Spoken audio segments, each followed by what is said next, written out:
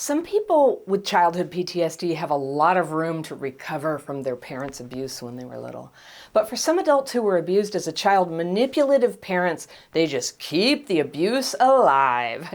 And it would be so much easier if you could recognize abuse for what it is and be clear about it and either cut that person out of your life or just see clearly that their tactics are crazy and they're abusive. But when the abuse involved dismissiveness of your feelings and your safety, the trauma wound in you by its very nature makes it hard for you not to dismiss your feelings and what you need. It makes it hard for you to take yourself seriously or to know what you even should take seriously. Like if your parents didn't teach you how to do that, it just didn't develop. And now it's for you to figure out as an adult, and thank goodness, whatever you went through as a kid, this is possible. You can teach yourself now. My letter today is from a woman I'll call Rose, and she has asked for a reality check about a very worrying note she got from her mom. And she writes, "Hi, Anna. After a lifetime of being dismissed and being told my feelings were wrong, I have a hard time discerning reality." I'm going to circle that. Got my fairy pencil. We're going to read through this one time, and I'll circle what I want to come back to, and then we'll go through again. I'll see if I can help you, Rose. Okay. I had a physically abusive dad who lost custody of me when I was 7. I realized I've been dealing with a lifetime of emotional abuse from my mom when recently she threatened to take her own life after I confronted her about her dismissiveness toward me. Whoa, okay. In family therapy, she said the suicide threat was a joke that she learned from her former coworkers when times get stressful. The last family session we had together, she spent literally screaming at me. The therapist was too overwhelmed to intervene, and that's when I decided to stop family therapy, distance myself, just to focus on my own individual healing. My biggest resentment I have toward her is her not protecting me when I came to her for help after her boyfriend molested me. I was a preteen, and he touched me inappropriately when tucking me into bed. She happened to be standing behind him at the time it happened, but she, quote, didn't see. I confronted her the following day, and she told me that didn't happen, and she proceeded to invite him into our lives for the next 6 years. Letting go of the resentment and finding forgiveness has been my biggest struggle in my healing process. Recently, my mom sent a group message to me and my fiance that left me feeling dysregulated. It read, "Sam and Rose, I hope you're both doing well and that the wedding planning is going smoothly. I wanted to wait until all the tests were done and an indefinite diagnosis was confirmed. But I also didn't want to regret not saying my goodbyes just in case. I've been suffering persistent painful headaches and dizziness going on day 6 now, in which I was bedridden in the first 3 days. Urgent care doctor wanted to rule out stress versus brain tumor or aneurysm in the head and scheduled me for an MRI for tomorrow. Meanwhile, my symptoms persist while I'm working more hours to support 3 dev teams. Rose, I'd said that I couldn't go back in time to undo the hurts that I had unintentionally caused you in your childhood for doing what I thought was right at the time, given what I had and could. I had attempted to correct my actions and responses, but they weren't good enough nor acceptable. Hence, we are at where we are now, a total disconnection. Nevertheless, I will always love you and forgive everything that you have said and done that brought me heartache and sadness. Sam," okay, this is the fiance, "Sam, you are an extraordinary, loving, caring, and considerate human being that I have ever met in my life. I'm so thankful and proud that you're going to be my future son-in-law.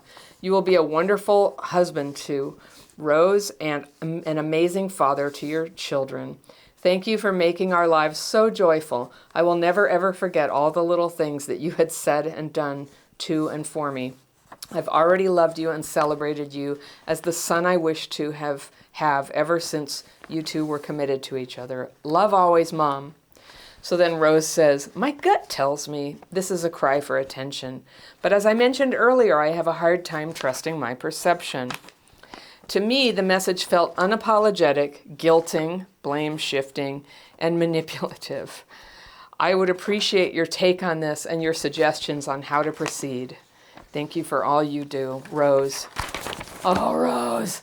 I'm telling you, I had trouble keeping a straight face. And normally I don't read letters out loud where I am not able to talk about them respectfully. And so I'm sort of walking a tightrope here. I want to respect the situation, and I respect you tremendously. Congratulations on getting married and on having some distance between this. Oh my gosh. Oh my gosh. Okay, well, let's go through the letter. You asked. I'm going to go through this and tell you what I heard. All right. A lifetime of being dismissed and being told your feelings are wrong. Yes. Oh my gosh. I believe you, Rose. I believe you. I believe you. That is what happened. There are just so many. Now, as a rule, I believe the people who write to me. And if I take your letter, if I didn't believe somebody, that could be a reason I don't take their letter. I don't want people, I can't answer all the letters. That's not why. But occasionally I just think, ooh, somebody doesn't really have perspective here.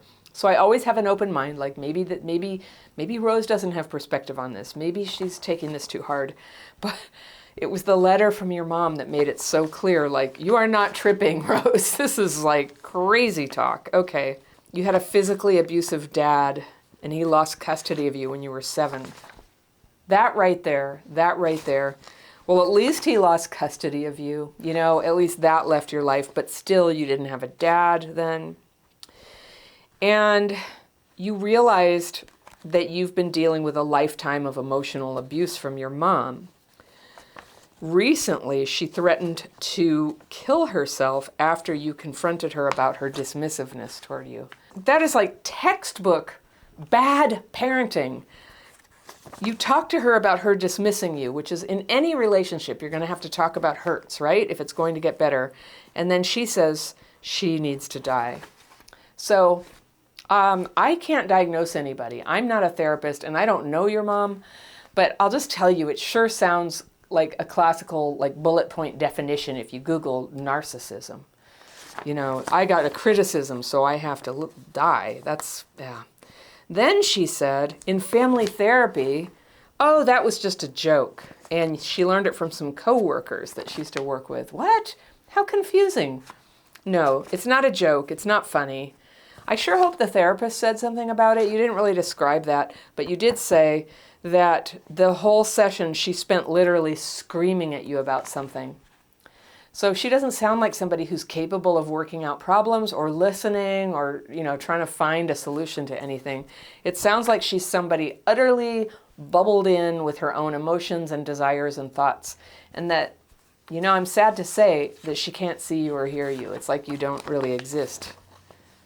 So the therapist was too overwhelmed to intervene. And I could see how that would happen with somebody screaming. I'm sorry you went through that. You put your good faith that you would get some help, and they couldn't. That's when you decided to stop family therapy. Okay, good. Distance yourself and just focus on your own individual healing. Yay, Rose, you go. That's the way. You got it. All right. My biggest resentment I have toward her is her not protecting me when I came to her for help after her boyfriend molested me. I have kids, and I will tell you, if that had ever happened, this is the thing. There's stuff that happened to me when I was a kid. My parents had some good points, some bad points, but I couldn't really see it fully until I had my own kids. This might happen to you if you decide to have kids.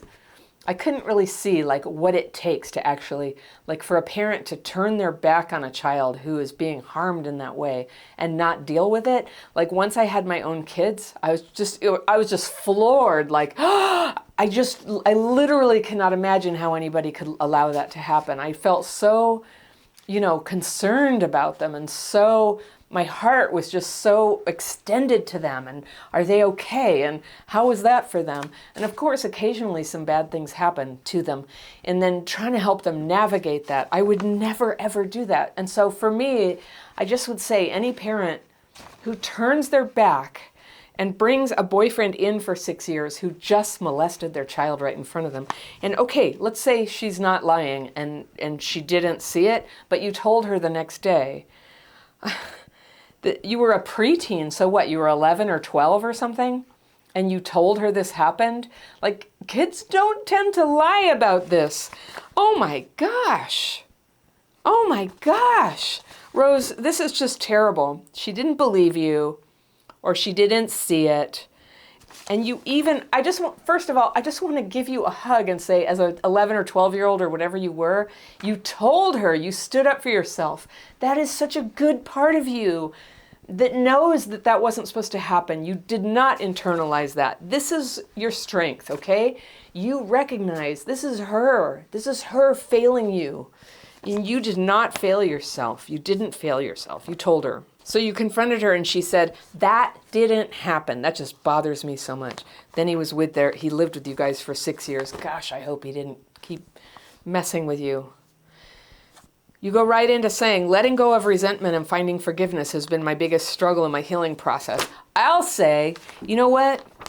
I just want to say, like, the idea of letting go of resentment and finding forgiveness, like, that's really good. And I want to tell you something. I've said this before.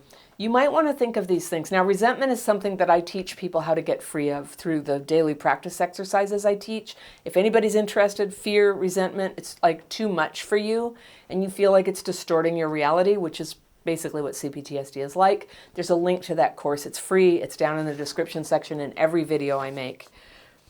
But letting go of resentment when she's still actively manipulating you and trying to just like mind F you into her little story of how she's great and you're the problem.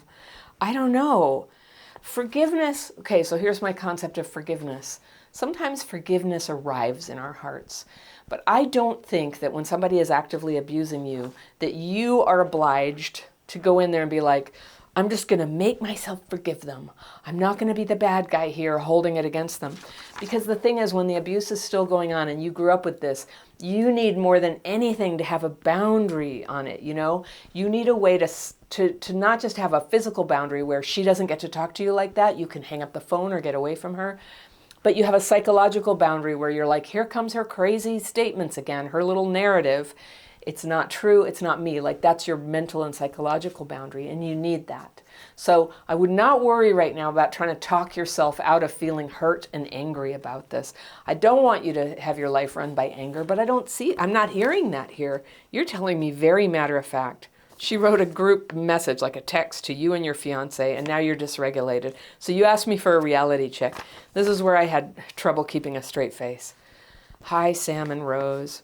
I hope you're both doing well and that wedding planning is going smoothly. Very appropriate, Mom. That sounds like what moms say. I wanted to wait until all the tests were done and an indefinite diagnosis was confirmed, but I also didn't want to regret not saying my goodbyes just in case. Oh my gosh. So, all right, I wasn't her doctor, but you're saying you're quoting her. I've been suffering persistent, painful headaches and dizziness going on day 6 now. Okay. So she's had a headache for 6 days and some dizziness. And now she has to write to you and go, because I might be dying. I'm sorry, but headaches and dizziness have 100 other reasons they could be there. This is high drama, histrionics. And she had it for going on day 6 now, in which she was bedridden in the first 3 days.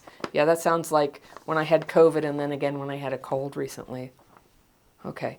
Urgent care doctor wanted to rule out stress versus brain tumor or aneurysm in the head. Well, a bad headache. So, yep, you got an MRI tomorrow. Meanwhile, my symptoms persist while I'm working more hours to support 3 dev teams. Okay, so here's the poor suffering mom. All I'm going through, I just need to tell you. And this is her, like, this is her. I hope wedding planning is going well. Not really. You said later, is this a cry for help? It sure is. It's a cry for pity. Okay, it's so hard for her.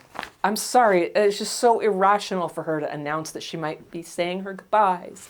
Just in case. It just makes me mad. I'm sorry. I don't usually like let myself be so like contemptuous, but it makes me mad, Rose, that she treated you that way, that she allowed the abuse, and then she gives you this BS. Okay, Rose, she says. I'd said that I couldn't go back in time to undo the hurts that I had unintentionally caused you in your childhood for doing what I thought was right at the time, given what I had and could. I had attempted to correct my actions and responses, but they weren't good enough nor acceptable. This is so like, this just bothers me so much. But you wouldn't let it be good enough that I denied everything. I can't go back in time and change it. That's not an apology. Rose, I'm just going to say what you deserve to hear from your mom. Oh my God, honey, I am so sorry that I didn't listen to you and believe you and act on it the minute you told me what was happening. That was a terrible thing that happened to you. It never should have happened, and it was my responsibility to stop it from happening. I failed you. I'm so sorry. I know that it made a huge negative difference in your life and hurt you. And right now, I just want you to know that I'm here to hear you and care about you and support you in any way I can to heal from this. I hope you can forgive my terrible, terrible behavior. Rose, that's what you deserve to hear. This is just bullshit. I'm sorry what she's saying here. What I did for you was never good enough nor acceptable. Blaming you like it's like you just withheld acceptance for her from this non-apology. Hence we are where we are now. No, that's not why you are where you are right now. You're where you are right now is because she let you be abused. And she didn't believe you, and she continues to treat you in this manipulative manner now. You say, that's where we are now, a total disconnection, because you wouldn't accept it. It just bothers me. Nevertheless, I will always love you and forgive everything that was said and done that brought me heartaches and sadness. Okay. All right, there it is, okay? What a wonderful mom. She will forgive you for all that you did to bring her heartache and sadness. Wow. All right. Okay, now here's a classic narcissist mom move. I'm just going to say, I can't diagnose, but this is it.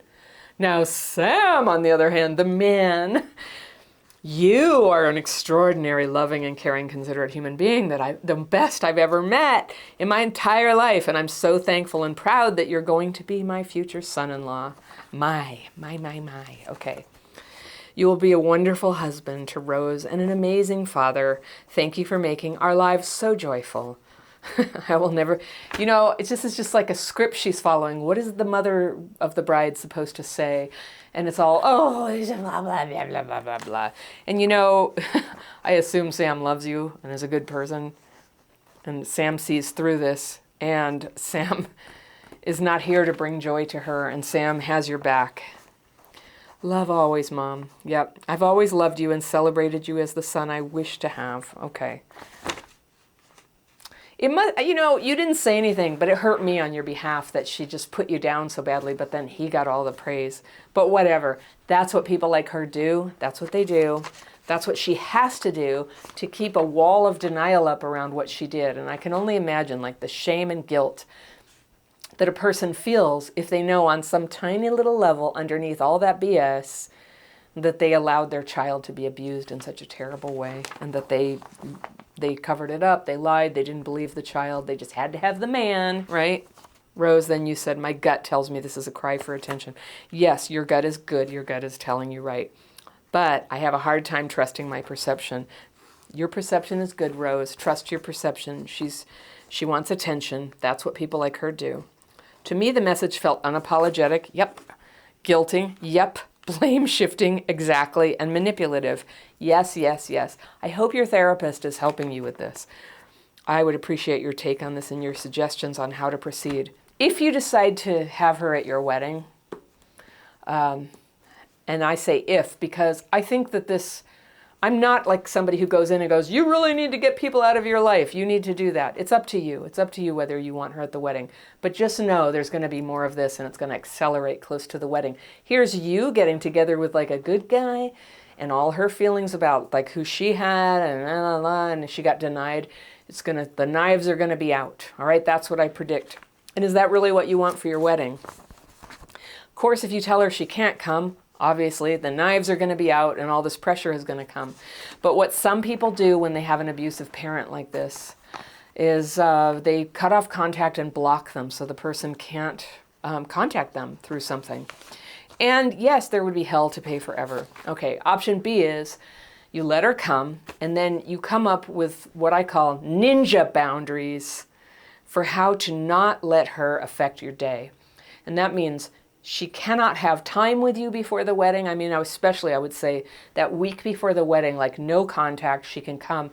When you set ninja boundaries, the best thing you can do with an abusive person is keep it so subtle that they don't even know you're doing it. Because a person like her, if she knows that you're trying to set boundaries, it implies a criticism of her, and what's she going to do about that? You know what she's going to do. She's going to threaten to kill herself, or she's going to come out and tell you what a terrible person you are and how much you've hurt her. All right? Just flip-flop, flip-flop. Blame, attack, manipulate, or these like, this is what I'm guessing, is this whole medical thing where she had a headache for 6 days and now she's dying. It sounds like maybe you were already trying to set a boundary and she had to crash the gates. Is that what happened? Am I guessing right? So, you know what? If she has a brain tumor and is dying, it still doesn't give her the right to come in and treat you badly. So you do not have to pick up the phone or look at texts or emails. You get to have a boundary. And so a way that you can do that gracefully with an abusive person is just say, oh, I'm so sorry. You know, I'm not going to have time to hang out before the wedding. I wish I could, but I can't. But I'll see you there. We've got a very nice seat reserved for you, and da-da-da. Then you enlist friends who are not in the wedding party, who know what's going on, and who can help you, who care enough about you to try to shepherd her away from you, to let you have your good day, to just let you have your good day. And then I want you to, don't worry about forgiving her or forgetting her. What I want you to like put all your energy into is letting go of any guilt or sense of responsibility that you have to keep her from harming herself or keep her from feeling bad. I feel like you're doing pretty well, but I just want to give you 100% permission. That's the way. That's what I'm recommending, okay? Just do not give this woman any energy. And it's funny because when somebody is playing this game with you, sometimes you can just sort of say, oh, I'm so sorry. I'm so worried. I hope that MRI goes good. Yeah, let us know how it goes. And then just get off the phone. You just say the thing that's going to make them be quiet and get out of there. Don't give them your time and your mental attention where they can get in and hurt you. All right? I hope that helps. I'm really sorry. I hope Sam is amazing for you. I hope this is a new chapter in your life where you get to turn the page. You certainly have my blessings to cut her out of your life and block contact. And you're probably only the second person I've ever said that to on this channel. I'm always like the champion of like keeping open channels, but she doesn't sound to me like somebody who's ever going to get it. So for you to be happy, if there ever comes a day when you can tolerate somebody acting like this without it like grabbing you by the head and sucking you back down into that bad place where you think you're no good and you don't deserve to be cared for, it's not worth it, okay? It's not worth it. This does not sound like somebody capable of looking at herself. So mazel tov, blessings for your wedding. I hope everything is beautiful and continues to be a happy life for you. And for everybody watching, if you love this topic and you want to learn more about setting boundaries and why you can't just expect people to respect your boundaries, but you have to act on them, I've got this video lined up for you right here, and I will see you very soon.